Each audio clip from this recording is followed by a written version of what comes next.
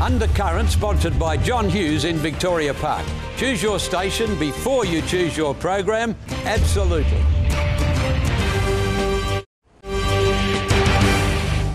Hello and welcome back to a very special episode of Undercurrent, which tonight finds me at the Fallen Sailors and Soldiers Memorial on Monument Hill in Fremantle. Well, the Yindjibarndi Aboriginal community from the northwest of Western Australia have been outraged by a recent decision from the Fortescue Metals Group to interfere with their sacred land. John McBain has more.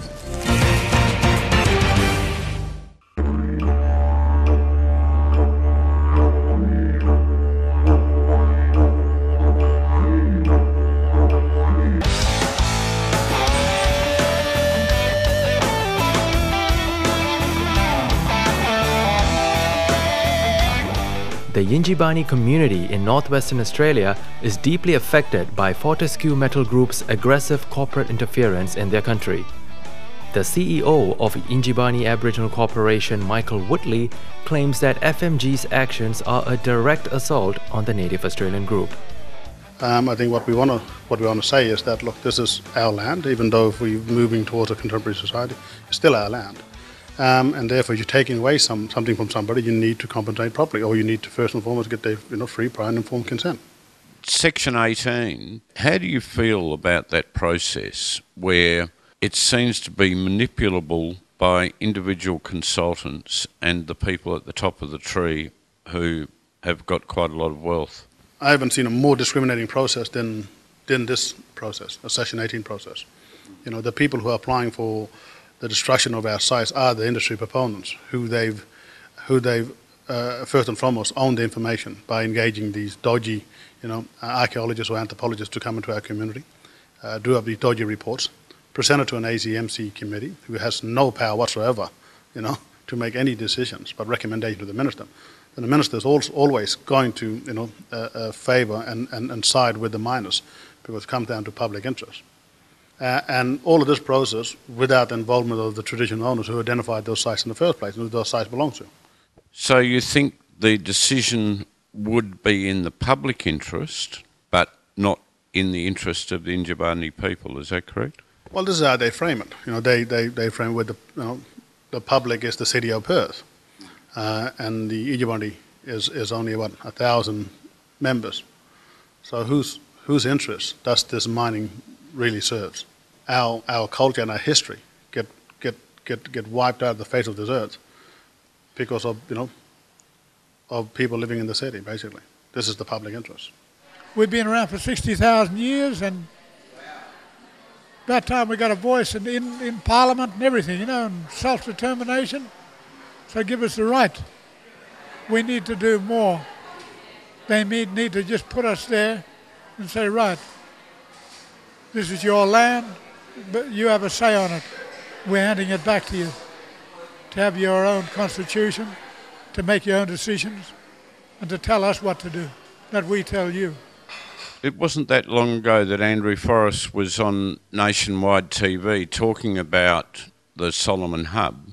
How do you feel about royalties being described as mining welfare? We've been educated, we're intelligent people. We know how to run our own lives.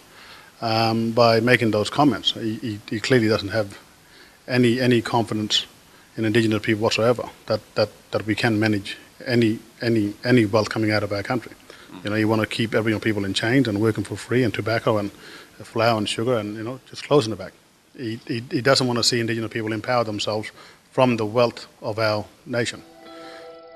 If you want to join me one evening after 11 o'clock at night and walk down the streets of Roban and have little girls come up to you like they have to me and offer themselves for any type of service I don't want to mention on television for the cost of a cigarette, then you know you've come to the end of the line. The social breakdown is complete. Now, I'm not going to encourage with our cash that kind of behaviour, Kerry. He made some very demeaning comments about the girls from Roban. I believe he also made similar comments, I think, about the Halls Creek community. Do you think this could be a sort of tactic by FMG to escape their moral obligations in the returns Aboriginal people get from their land?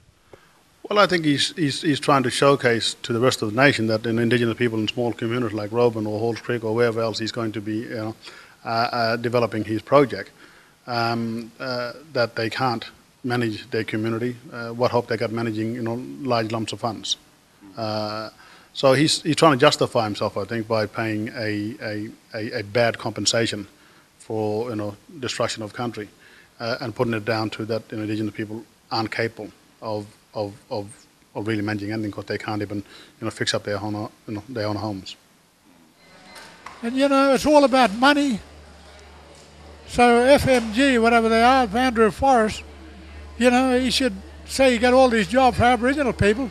But as an old Noongar told me, Inji Brandon said, he said, when all the money that he's given us is gone, he's still getting money out of the burner, that means the ground.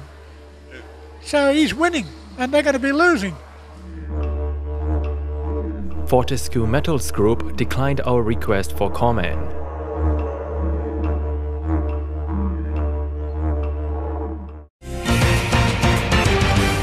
Well, for many, many years, the poppy has been the symbol of Remembrance Day. It's said to symbolise the bloodstained fields and even led Lieutenant Colonel John McRae to write a poem called In the Flanders Fields. Now, the organisation, now known as the RSL, started selling poppies in 1921, and make sure you look out for them in the lead up to Remembrance Day next year. Well, I think it's high time that Stuart Darby from REIWA gave us the update on the country housing market here in Western Australia.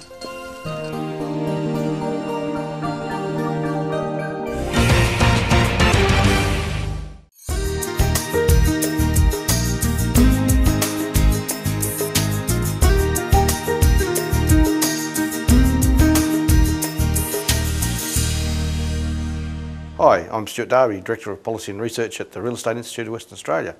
And today I'd like to talk to you about what's happening in regional Western Australia. Let's just turn to those very quickly. The Mandurah market, what we've seen down there is, Mandurah really has been on an amazing roller coaster down, and basically the prices haven't gone anywhere in 5 years. The latest median price is pretty much on par with Bunbury.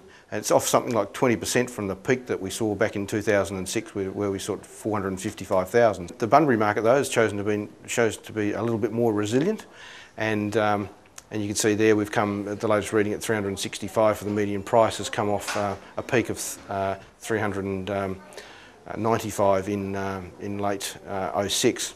The Albany is the other market, and again Albany's a bigger centre, and it's a bit like Bunbury. It's got a bit more of an economic base, so it's shown a bit more resilience. So again, all these places peaked in 2006, 2007, and median prices have certainly come back over that time. Turning to the, I guess the second part of the markets is what's happening in Kalgoorlie and Geraldton. As you can see from these graphics, the sales activity has certainly declined since the boom days, but prices continue to rise. They're now tending to become a little bit volatile, the price from one quarter to the next. And really that's about the composition of the property that's actually in the market. And what you can see when we look at the Geraldton market, again you can see a very sustained period of long price growth. And we're starting to see some volatility in that market now, and that really probably reflects low levels of sales activity, which there's probably compositional aspects in terms of what's actually selling in that market. Karratha, we've seen the median price there showing some volatility as sales activity has declined in recent times. The current median is around about 800,000, and that's come off a peak of something like 877,000 in 2010. Turning to the other Pilbara centre, and that's looking at Port Hedland, and that really probably is the standout regional market now. We've seen the median price there, the latest median 830, so it makes it the most expensive market in Western Australia. And the price growth has been long and steady, as the graphic indicates, and sales activity has been relatively steady as well. And finally, getting to Broome, yeah, again we've seen volatility in the Broome market since the GFC, and again we've seen the median price there is currently around about 690, and it's come off a peak from something like 740,000 in that pre-GFC period. And I guess really it's waiting for a sign for the James Price Point gas project to sort of move, but the important thing, there's been a good steady supply of land moving into the Broome market, so that's probably going to be an important thing to keep a lid on house prices. So that's a wrap up of regional Western Australia, and so thanks for your time.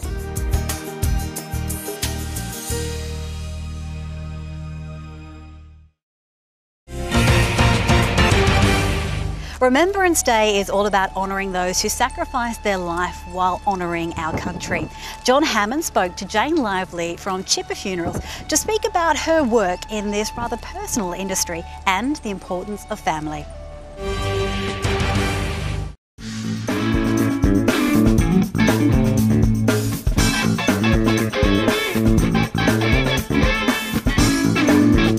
Jane, thank you for joining me today at the Court Wine Bar. Jane, what's your occupation? My occupation is a funeral director for Chipper Funerals in Subiaco. I've been doing that for about 7 months now. And they're a company, a Perth company that's been around for over 100 years, aren't they? That's right, it's one of the longest standing companies, funeral companies in Perth, and they've been doing it right back since horse and cart times, which we still do occasionally. And do they have any of the relics of the business on the premises at all? Like, is there a museum or any of the old equipment, so to speak? Not to my knowledge. Old pictures on the walls? Old pictures, definitely. We've got some beautiful pictures. And has the business run through the family ever since 1896 or whenever it started? It's recently changed, although family members are still involved, yes. And do you find sometimes you take the emotions of what's happened during the day with you back home?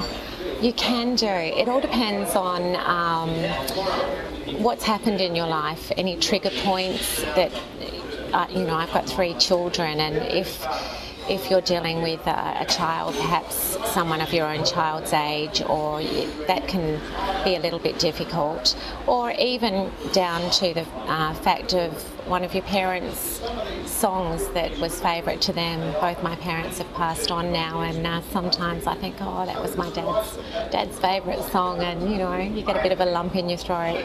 But, given the job that you have to perform on a daily basis, I've got to ask you this, and what do you do to relax? Look, I take my mind off with sometimes just to read or socialise with friends.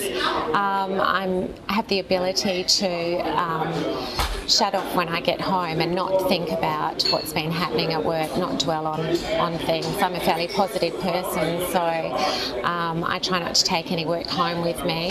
And Jane, during your life you've had some, what I would describe as some incredible incidents, not least of all a fire. Can you tell us about the fire? Yes, my husband at the time and myself got home late one night and saw the babysitter off and went to bed, and I heard breaking glass probably about 15 minutes later, and I thought someone was breaking in and looked out the window and realised that our house was on fire, and I grabbed the children, and by the time we got back to the top of the stairwell, the entire bottom of the house was on fire. So was the whole house destroyed? Yes, absolutely. We had to jump off the top story balcony, and I jumped off first and caught the children, and then we lost everything, burnt to the ground. So Jane, that was a sad night in your life. Can you tell me what stands out for you as some of the more enjoyable, or even the most enjoyable moment over the last decade or so for you?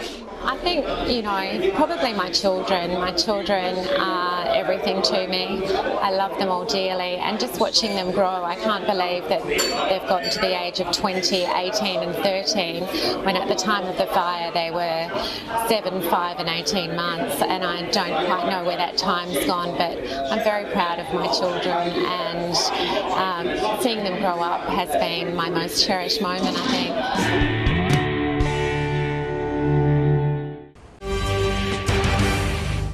Well, sadly, that brings us to the end of our very special episode of Undercurrent in the wake of Remembrance Day. We would love to hear your feedback, be it via Twitter, Facebook or our website wtvperth.com.au. I'm Christy Mollick. I'd like to thank you ever so much for your company, and I look forward to seeing you again next week for more Undercurrent.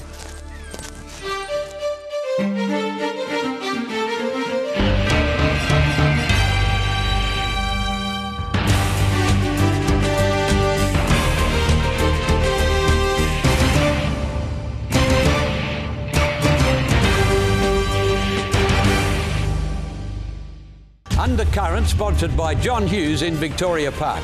Choose your station before you choose your program. Absolutely.